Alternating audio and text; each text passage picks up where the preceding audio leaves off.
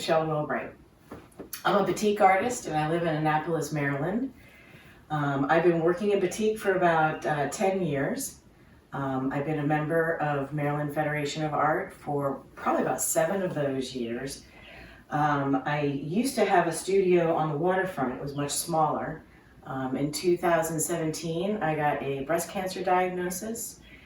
And as I was going through treatment, I decided to move my studio into my home. So my family dining room became my new studio, which actually worked out pretty good because I had a very large table and it freed me to work on much larger pieces. I want to show you some of the things that I've been working on in the last couple of years. A lot of my inspiration comes from the things that I'm passionate about. So I'm passionate about sailing. I also started racing on a sailboat, and this is the latest batik that I just finished. I finished this one this April, and I call that one Home. These two are from some traveling that I did to Hong Kong last year. Very incredible experience, and I like to bring sort of my own sort of worldview to the subject matter that I do.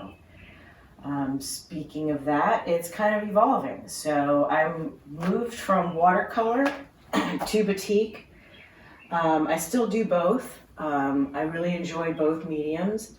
I enjoy playing with the light and the shadows and the colors and the skies. As you can see here, I like to kind of amplify the purples and the colors that you see in the shadows.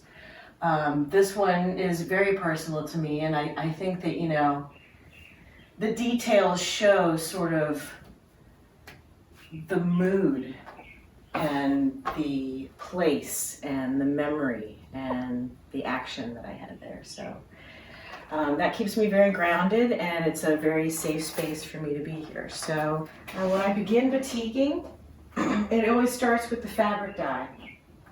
I use Dharma fiber reactive dyes, so they will adhere to any natural fiber.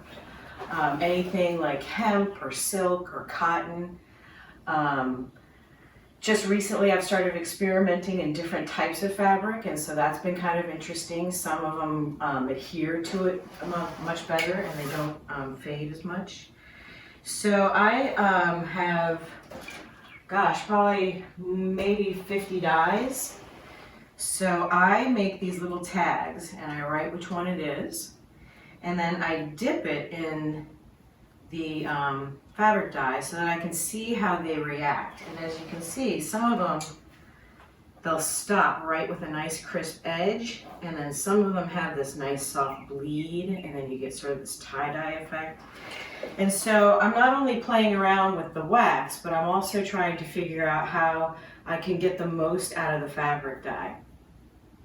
All of these steps are very relaxing, very meditative, and because you have to slow down and it's a medium that you can't control, you have to surrender and just enjoy. And so that's the first step in making the batik.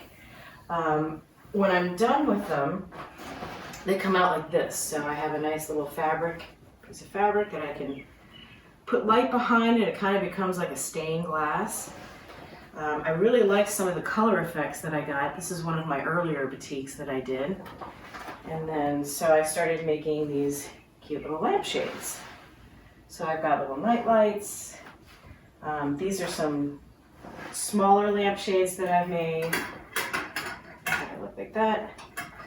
And then I've done some bigger ones, and I've got a whole stack of old lampshades here that I'm working on.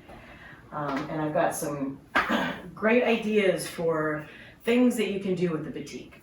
The other thing I wanted to show you guys is where I'm kind of moving into with subject matter. I've become really interested in patterns. This one is also a really, really good example of the different fabrics and sort of the intensity of color that you can get. That was one of the things that really drew me to this piece. I'm really enjoying sort of getting lost in these patterns and then finding sort of these accidental moments of just, it makes me giddy. I love it. I want to thank you guys for coming. This has really meant a lot to me. Being kind of isolated in my home, you would think would be sort of a hard thing, but having moved my studio here, it's given me a really safe place to sort of handle these emotions and still connect with other people. So thank you. I want you to enjoy the light.